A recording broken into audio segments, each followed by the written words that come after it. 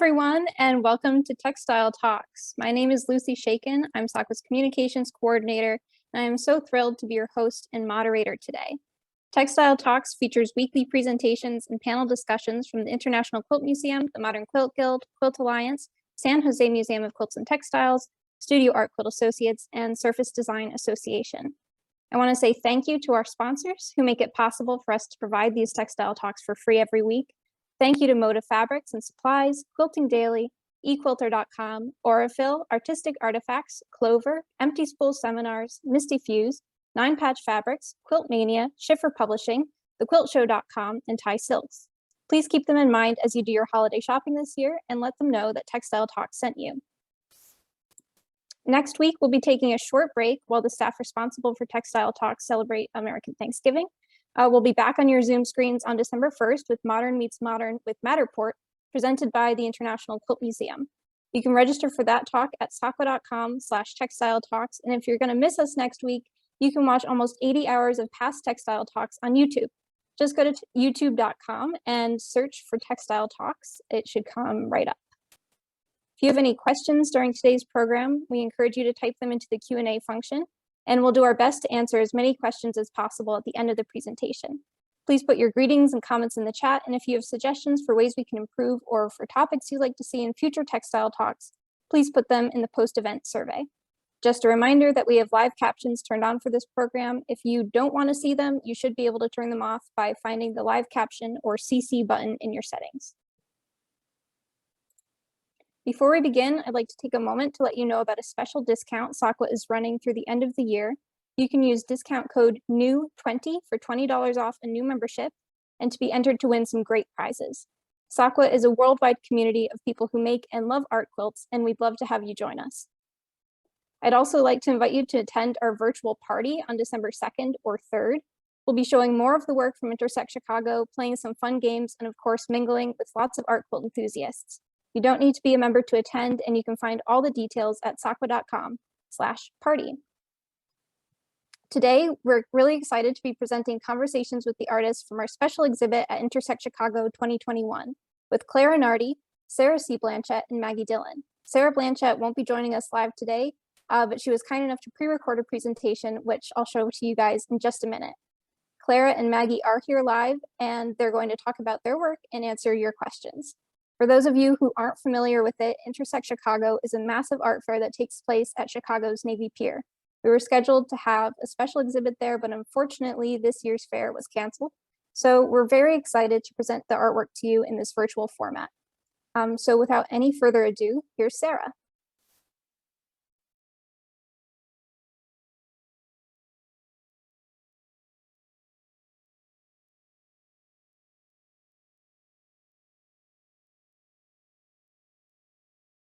Hello, my name is Sarah C. Blanchette, and I'm a photo-based fiber artist creating work that explores coming of age in a digital world and my journey towards autonomy as a woman.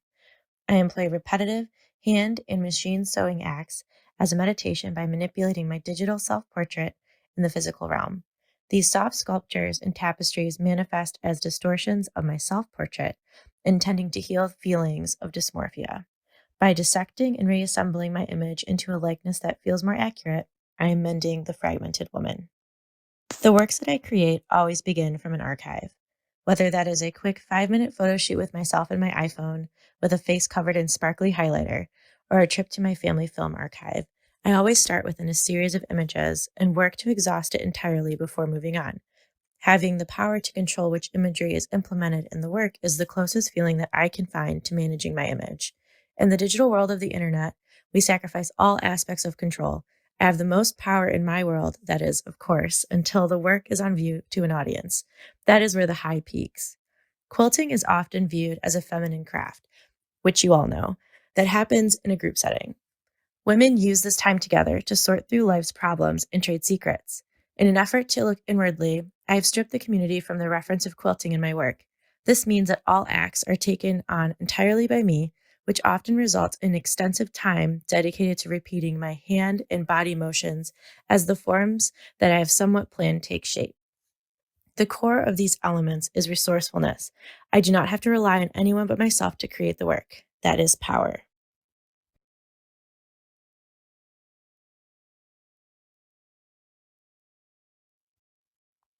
Processing trauma is difficult.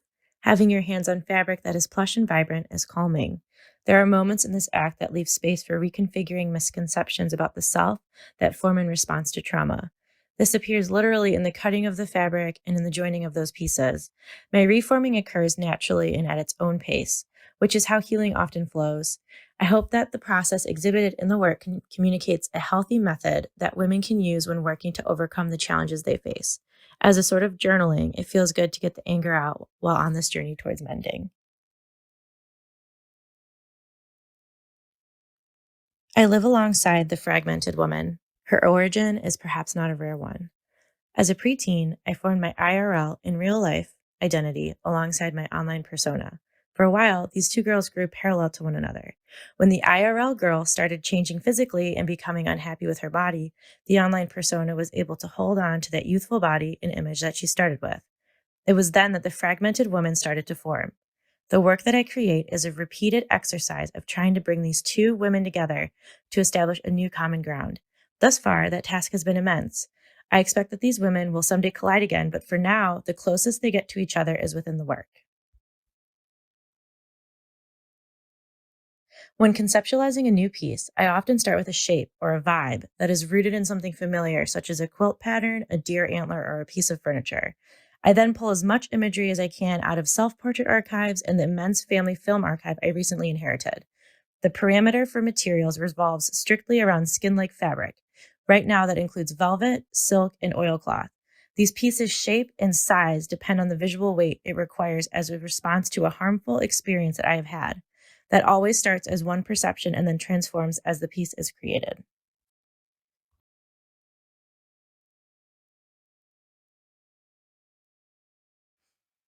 Every title that I use comes from a personal experience. Some of those titles come from things that men had said to me in online growing up or in person as an adult. My newer collages are a bit of a departure from this. In these works, I gather words from family members' social media accounts and handwriting from my grandmother's photographs. It's my way of isolating the uncomfortable things my family has said and honoring the special things that they have said. Their meanings are obscured and take on a new form.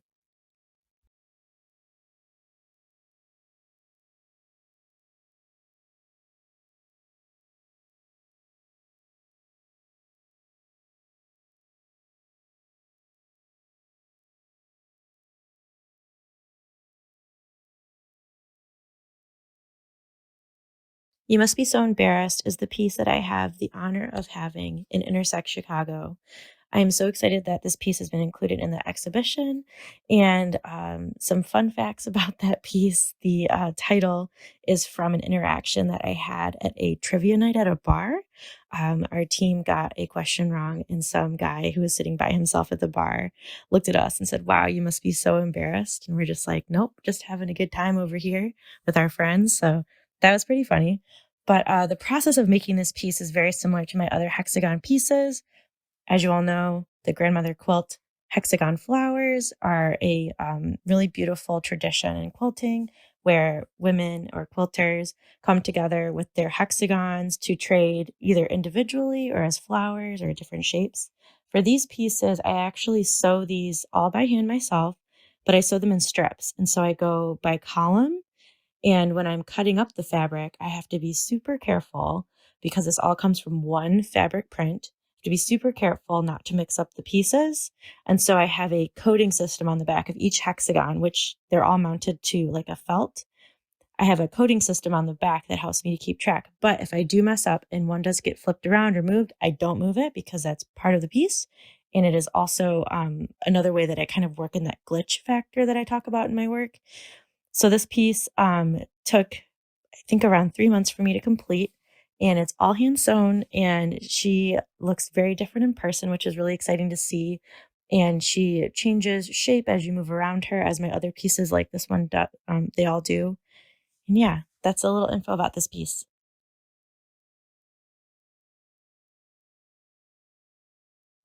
I have had the absolute honor to have been included in some incredible group shows this year.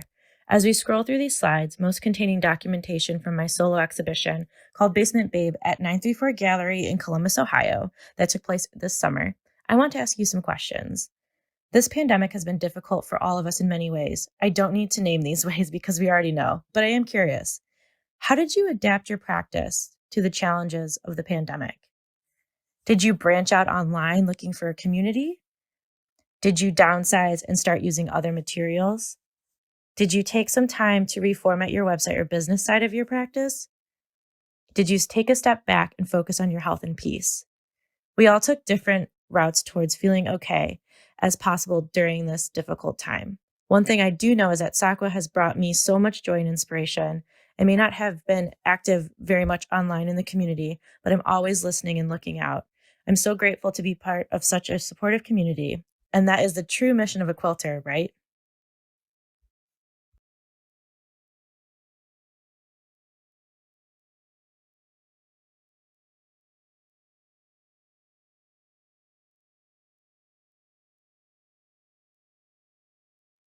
We have arrived at my studio, or really a history of my studios.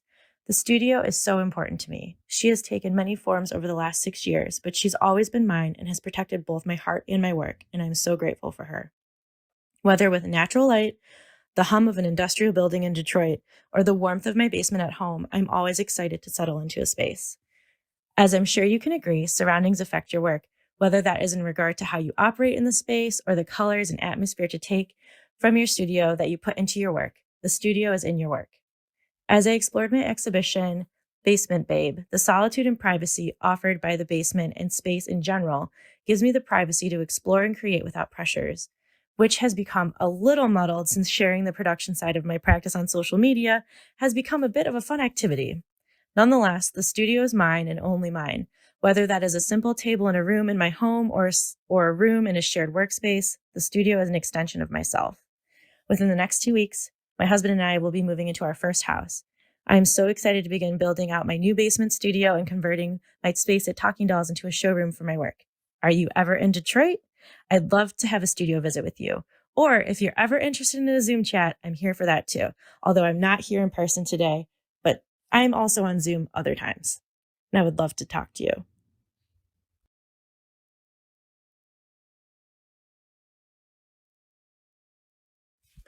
That's it for my presentation. Thank you so much for being here today. It was such an honor to have been asked to speak during today's Textile Talk. It's been a dream of mine.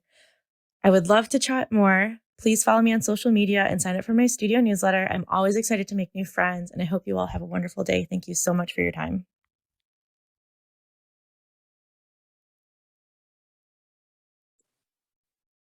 All right, now I'm really happy to introduce you all to Maggie Dillon. So Maggie, if you want to come on screen and start your presentation.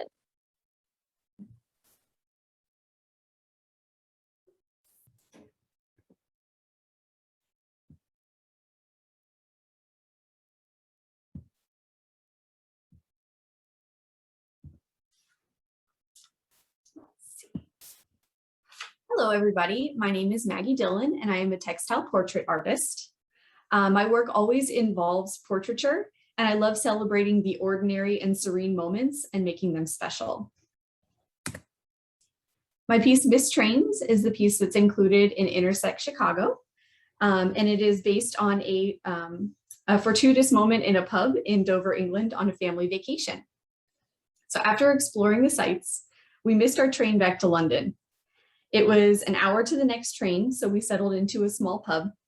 And sitting at the table with my family, I looked to the left and found the most adorable older man sitting alone with his Guinness. At the end of the hour, he stood up and boarded the same train with us back to London. So 12 years later, I decided to recreate this serene and sweet memory. I generally work quite large. My pieces average about 40 inches wide. So this is me next to Miss Trains at an exhibition at the Ringling College of Art and Design in 2018, right after I created this piece. My work is created using my layering technique and many, many pins. I don't use any fusible or paint to create any of my work. So once I have the cut fabric piece where I want it, I pin about every 1/4 of an inch around the edges, and I machine raw edge applique. I sew once I've got about 5 layers or until I run out of pins. So I began creating textile art as a student at Flagler College. And that started in my junior year. So towards the end of the art program, my professor encouraged that a mark on a surface counted towards his class. I had been working at a local quilt shop within walking distance of campus. And so being surrounded by beautiful batik fabrics all the time, I started experimenting with collage, and through trial and error created my first pieces that I actually included in my senior portfolio. So this is little me with some of my first pieces. They're very colorful compared to my current body of work. I don't consider myself an artist because I've earned a fine art degree. I consider myself an artist because I feel the urge and the need to create. I'm completely grateful for my time spent as a student because it helped me develop my artistic voice that may have been different or may not have developed at all. On the Edge of Darkness is one of my earlier pieces. I created this in 2011 as a response to a call for entry. The original image was found in a thrift shop, and I changed the background to a night scene. So you can actually see on the bottom right there was the original photo, and you can see it's a very generalized Photoshop edit, but that's how I created that piece. I work exclusively in batik fabric, generally with little pattern, although this piece does feature some pattern used to aid the transition between the blues to the yellow moon. And her face is definitely more implied than my more recent work. Summer of 1937 was another black and white image, also found in a thrift shop. So these three women were part of a larger scene, and I zoomed in to create a more intimate portrait of a friendly outing. The image was very, very small, and so many of the details were lost when I edited to create my pattern. But I just loved the way they were all kind of clustered together. So influenced by the nostalgia of old film, my work is created in a subdued palette of grays, dusty greens, blues, and browns. Most of my source imagery is from black and white photos, and it's fun to imagine the colors. And in doing so, it gives me the control to unify my body of work. The common color scheme and subject matter creates a feeling of calm, which is very, it's a big contrast to real life, right? So Lincolnville Revisited is a special piece that is very dear to me. One early morning on my way to the Jacksonville Quilt Festival, I was driving through Lincolnville, which is a historic part of St. Augustine where I went to college. I passed by an older man sitting outside his home, reading his Bible. It was probably 6 a.m. and it was kind of misty outside. And I couldn't stop thinking about that serene moment throughout the day. So I Googled source images and I pieced him together as similarly as I could remember. So his body is made up probably of 12 different images, and I just pieced them together just as similarly as I could make him feel. But the photo of his house is actually from Google. I just fell in love with the old-timey feel of everything. And I actually branched outside of my normal color scheme to actually represent his house the way that he had it painted. So I created this piece originally in 2011. That's the one on the bottom right. And it actually sold, and I missed him. So what I did was I re-edited the source image and I created it again. And it is in my permanent collection. He will not leave my side. It's just a special memory from where I went to college and where this all started. So it's very special to me. So Illumination of Grace is another piece created in response to a call for entry. She was part of a much larger scene as well, and I had pulled her out and placed her on the car in the woods. I've created a more contemplative moment, and you can almost hear the silence, just the birds and maybe the rustle of a few windblown leaves. And this last piece, Summer Tomatoes, celebrates my great-grandfather and his prized tomato garden in the backyard. The size of this piece was completely determined by the size of his face. So I wanted to be sure to maintain the appropriate amount of detail to represent him properly. So each person I create has a face that is a minimum of 4 inches wide, or about the size of the palm of my hand, because I want to be true to them and represent all of the wrinkles and the age that they have earned. So this source image was a photo of a photo. So it took a lot of Photoshop magic and a head swap from my parents' photo album, or my parents' wedding photo album, to create the pattern for this piece. So I'm very active on social media, and you can find me on Facebook and Instagram at Maggie Dillon Designs. I'm constantly posting my works in progress. You can find out about the courses I teach, sign up for my newsletter, and find out where to see an exhibition. So thank you so much for having me. Here's Clara Nartey.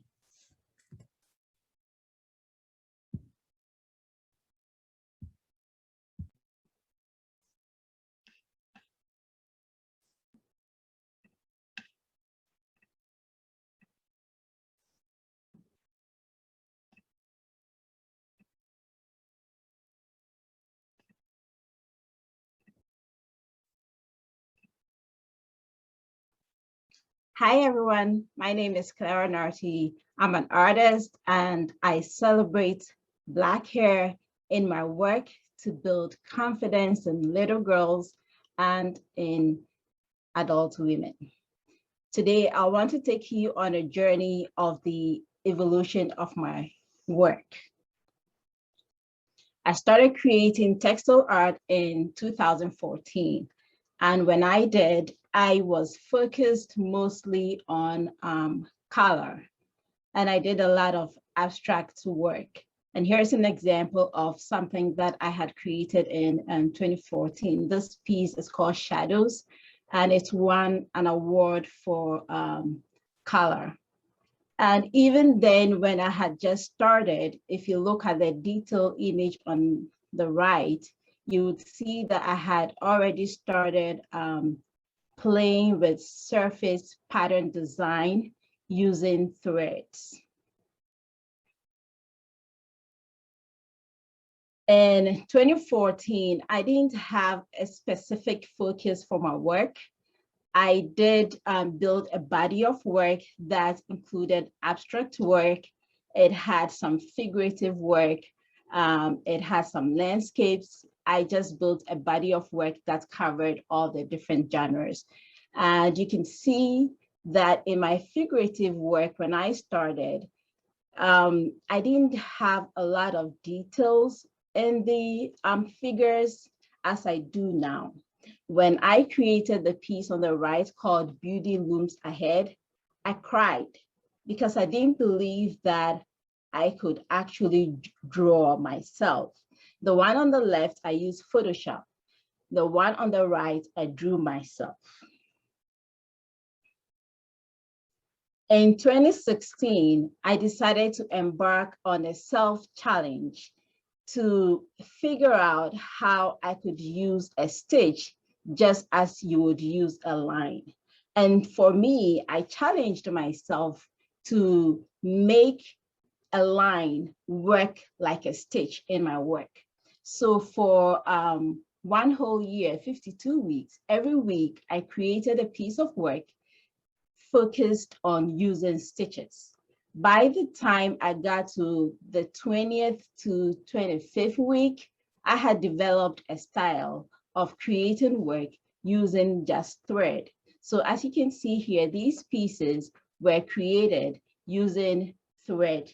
And the only part of it that is fabric is the little lemon at the bottom, the yellow lemon, but everything else was created using thread.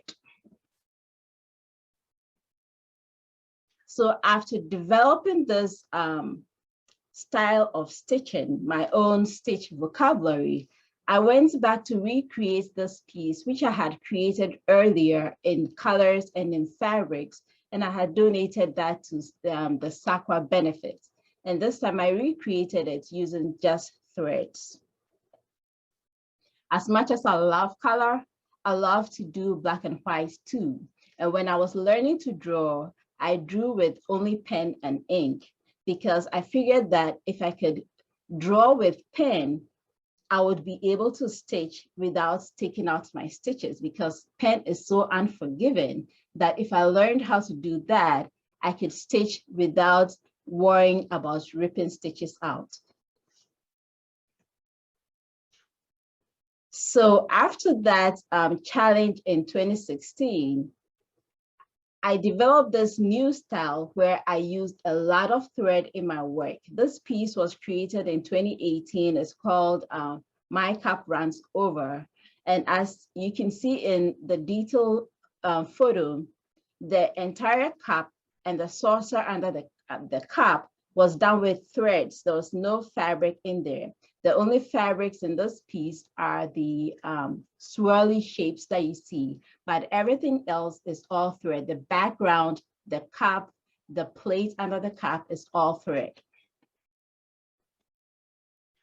In 2019, I decided to take this new vocabulary of stitching to create a body of work and to host a solo show. So I hosted a solo show called Drawn with Threads. And the main aim of that show was to show that I can draw with thread.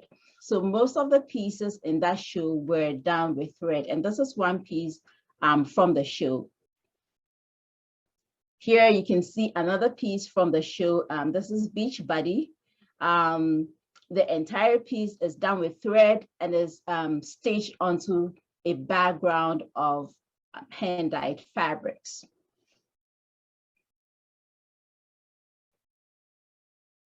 In 2020, my daughter bought me an Apple Pencil.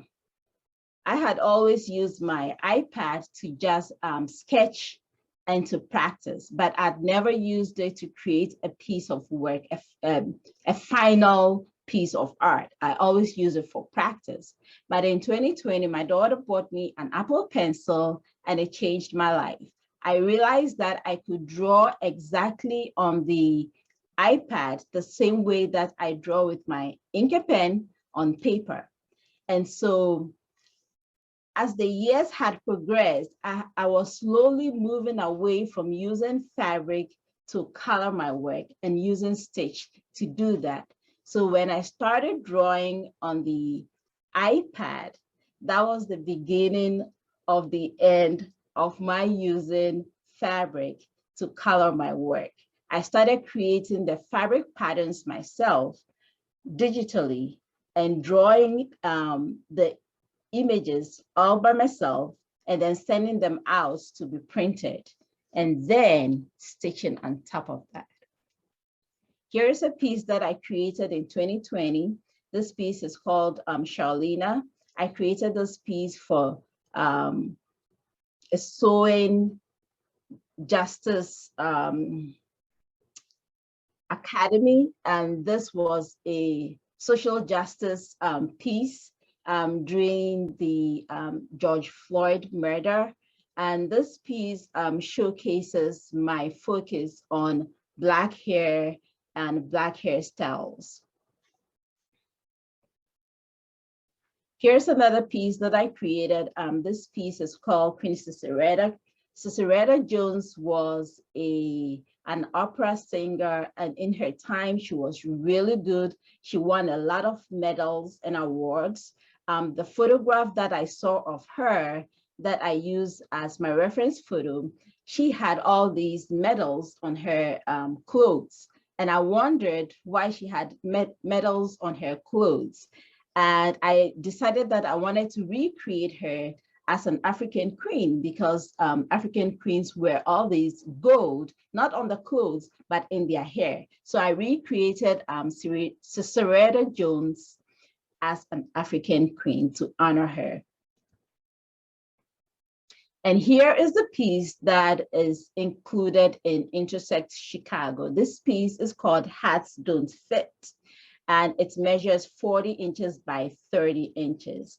And this piece is a piece that came about because I was getting ready for an outing with my daughter, and I was taking so long to get dressed, and she pops her head into the room and she's like, "Mom, what's taking you so long?" And at that time I had my hair all out. and I was trying to find a hat to put on. So I said I couldn't find a hat to put on. And she says to me, "Mom, hats don't fit our hair." So that's how this piece was created. That's how it came about. The next piece here is one that I created. Is called Gele, the skyscraper. Gele is a head wrap that Nigerian women wear for special occasions. And I wanted to honor that tradition that they've been able to keep over the centuries. And so this piece is an honoring tribute to the Nigerian women.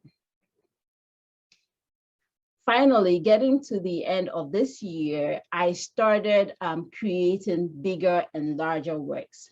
This piece is the first large piece that I created. It measures 66 inches by 50. It's called a mandla. A mandla is a word from South Africa, which means power. And it used to be used during the apartheid to rally people for protesting. Here is another large piece that I created. It's called I Am a Child. It's on exhibition right now in Massachusetts. It's about the being Black in an independent school or a private school during the George Floyd murder and social justice awakening. There were a lot of pages on Instagram by high school students talking about their experiences in school, and I created this piece in response to that. And finally, this is another large piece that I have recently created. It measures 65 by 54. This is the only piece that I have created that I use hand stitching. I wanted to be able to show the details in the shoe, the zipper, and the stitching in the shoes. So I used hand stitching to do that. And I want to say thank you to SAQA for making this show possible, Intersect Chicago, for people like me who want to pursue textile art as a professional career. This is really something that I appreciate, that SAQA took the time and the efforts to invest into this show. I want to say thank you. If you want to follow me and learn more about my work, I'm on Instagram. My handle is Clara Nartey. I'm on Facebook, and my handle on Facebook is Clara Nartey Art. Thank you.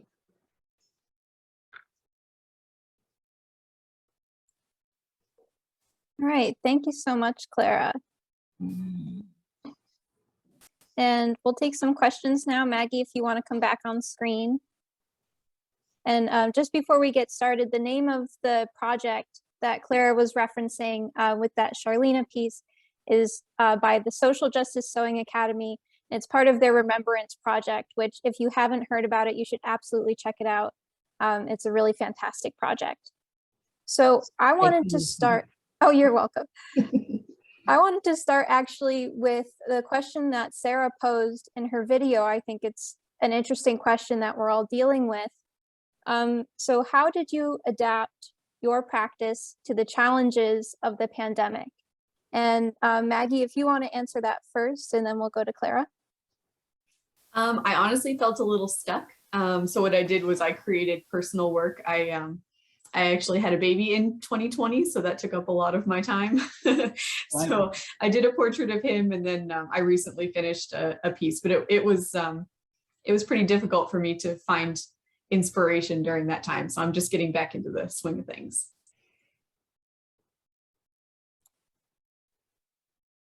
For me, 2020 was a time of reflection and a time of a lot of creativity, because it provided a solace for me away from all the things that were going on.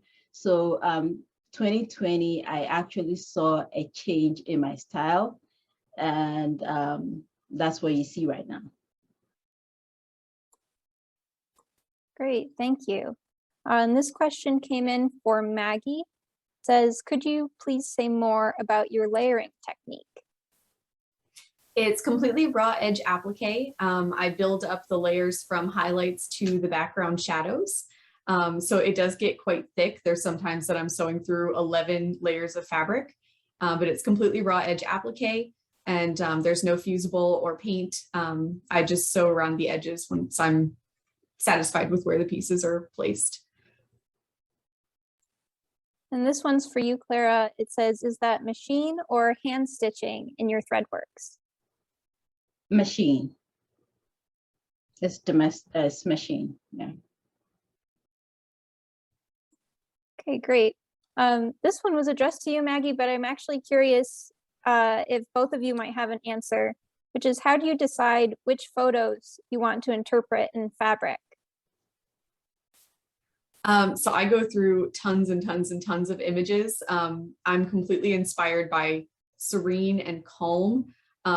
I'm not very interested in the selfie culture. So anything where someone is doing something that feels like a quiet moment or something that they would have actually done is something that really speaks to me. So that's how I choose. And then I'm just now, within the past few years, getting into building up the backgrounds, just as much detail as the subject. So that's really what drives me, is that feeling of calm. I choose my work to celebrate Black hair.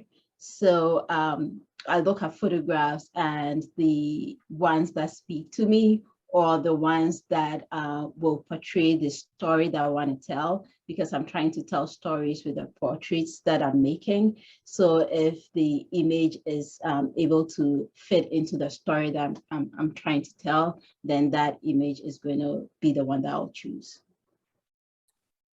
One thing I was wondering, looking at both of your presentations, because you both included photos where you can see the scale of the work because you're also in the photo, which I love. It seems like a lot of what you're doing is either life size or larger than life. So how do you think about scale, and what role does that play when you're making your decisions? So mine is completely based on how much detail I can get in someone's face. So if it's a more zoomed in photo, the person ends up being larger. And then if I want to include more of the backgrounds, they're a little bit smaller. But like I said in my presentation, it has to be at least the size of the palm of my hand so that I can maintain all those really awesome wrinkles and details in their face that you can actually recognize the person. I actually started making work small. I started around 24 by 18. And then slowly I started increasing my size. I went to 40 by 30. And then I still realized that I couldn't get the details in as much as I wanted. And that's why I started going bigger, so that I can get as much detail in as I wanted. So that's why I increased the size. Great. And Maggie, you mentioned that you focus mainly on photos from the 30s to the 50s. So what is it about that era, which is maybe your parents' or grandparents' era, that draws you in? I don't know, there's just something about a simpler time that it just, I don't know, it just draws me in. I love how some of the women that I've found in some of these photos just feel so free. And then lately I've been focusing more on older gentlemen and, like the wrinkles and things like that. So I don't know, it's just something about somebody being exactly who they are, and just embracing that. Clara, this is kind of a two-part question. Someone is asking whether you could talk a little bit more about your designing of your fabrics. Are you doing that on the iPad and then having them printed? And the second part of that is also when you're talking about the work that is just stitch. Are you stitching on top of a fabric, or is it on top of a stabilizer that you're then washing away? All right, so I do design all my fabrics on the iPad. I started designing them on in Adobe Illustrator, but recently I have just been doing them on the iPad. I just do them as I draw. So originally I was making the patterns, and then I would bring them into the image after I had finished drawing to create the clothing for them. But recently, I feel like it's more, it flows more freely if I design the patterns as I'm creating the images. So I'm not focusing so much on the pattern creating, but I'm creating the patterns to fit the figure that I'm drawing. So I'm doing everything on the iPad now, although I have patterns which I have created separately outside of the iPad. I do create the patterns as I'm drawing. And I do see that when I create the patterns to fit the figure, it's more flowing and it's more adapted to the form than if I create it outside of the iPad and then bring it in and try to fit it into the figure. So that's question number 1. And question number 2 was? When you're talking about the work that is all stitched, is it stitched on a piece of fabric or is it some type of stabilizer that is then getting washed away? No, I stitch directly onto the fabric. I don't use wash away stabilizer. So everything is right there on the fabric. And I do match my top thread to my bottom thread. So you can see a reverse of what I'm stitching on the back of the work. Okay, and just a couple more these are quick ones about that process. People want to know what app you're using on your iPad to do the drawing, who you are using to print the fabric, if it's Spoonflower or something else, and what kind of fabric are you printing the images on? Like, is it cotton, silk, or something like that? I'm using Procreate on the iPad. I use Spoonflower. I use their Petal Signature. Cotton, I think it is. And what was the other question? And that was it, right? Yeah, I think so. Great. Yeah. Thank you. And this one's for you, Maggie. When you're combining all of your source photos, are you doing that in Photoshop? And what is that process like? Yes, I do it in Photoshop. I'll just create a whole bunch of layers and move things around until I like the way that it looks. Like the Lincolnville Revisited of the older gentleman with his Bible. His hand was separate, his cane was separate, his book was separate, his hair was separate. So I just had to mess with scale and, you know, put everything together until it felt like that represented him properly. So it's just a bunch of playing around in Photoshop. Do you ever, when you're doing this, feel like you've come up with a kind of Frankenstein image that doesn't work? Or how do you make adjustments? Like, you know, if you're doing a cane where someone is holding it this way, but your figure is seated in a different way. Sure, yeah, you have to consider the light source and things like that, make sure everything visually makes sense. You know, so if his hand wasn't the right, you know, angle, that sort of thing, you just find a different image, and you know, you can skew things different ways and things like that. You just have to make sure that the source light is appropriate, and that's very important. All right, and this one's for you, Clara. Your portraits have really, really strong color, especially in the faces. So how does your process of designing which colors go where and what you want to use, how does that work? That is very intuitive. I grew up in a culture that color was really celebrated. I grew up in Ghana, Africa, and I grew up around a lot of color, very vibrant colors. So choosing the colors is very intuitive to me. I did learn color theory when I was dyeing fabrics earlier on in my work in 2014. All the works that I created were done with my own hand-dyed fabrics, and dyeing fabrics helped me understand color in a different way. Although I had grown up with color, doing the dyeing process myself, seeing the different values of color and what happens when you add one color to another helped me understand color in a different way. So when I'm creating work, it's very intuitive. I decide to put color wherever I feel like it needs to go, and it just works out. And if it doesn't work out in the drawing, when I'm stitching, I'll change the colors. So Maggie, you also are using like very subtly patterned batiks in your faces and in your backgrounds. So I'm curious how those choices happen for you. So when I first started, I was using my stash, and so I would try to make different patterns work, and sometimes they do whenever you're trying to get from one color to another. But currently my favorite is Hoffman 1895, so I like to use their modeled batiks. Sometimes I will find something with a very small pattern that looks like stones or little pieces of rice, things like that, that I can make look like a sidewalk, things like that. So I really don't use a lot of pattern.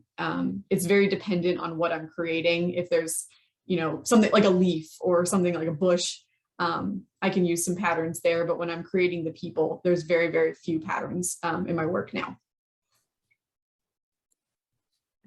Great. And Clara, we have a request for you to say the name of the spoonflower fabric again. I think it is the Petal Signature Cotton. Okay, great. It's whatever is the first option for the cotton fabric. I'm sure I'm mixing the name up a little bit, but it's something signature. Okay. Well, I'm sure for those of you out there, if you go on to Spoonflower, you will find something that sounds like it, and you'll know. If you know it, you can type it in the chat. But I think I'm mixing the name up a little bit. But if you go on Spoonflower, you'll find it. Okay, great. And just one more question for you, Clara, and then we'll wrap up, which is when you're drawing with your stitches, do you sketch it out first? And if yes, what are you using to sketch? Right now, because I'm drawing on my iPad and printing it onto fabric, that I have that sketch on the fabric to go by. But as I said, if I don't like anything, nothing is set in stone. Even though I print on fabric, when I get the fabric and I'm stitching, I change a lot of things, because the stitching, I look at it as a separate stage, a separate phase from the drawing. So I can add things, I can change colors by using thread to overcome some of the things that I don't want, and I can add new things to it. So yes, I do have that template printed onto fabric when I'm stitching, but that's not set in stone. Awesome, thank you. I want to say thank you so much to everyone for coming today, and thank you to our artists for presenting. And of course, thank you to our fantastic sponsors who keep Textile Talks going every week. Just a reminder, next week there will be no Textile Talks programming, but you can find us on YouTube by searching Textile Talks, and you'll find almost 80 hours of pre-recorded Textile Talks to keep you busy. Before we sign off, if you want to stick around, I'm going to play that exhibition video one more time so you can see all the work that was juried into Intersect Chicago this year. And I hope you all have a wonderful week. Thank you. Thank you, Lucy.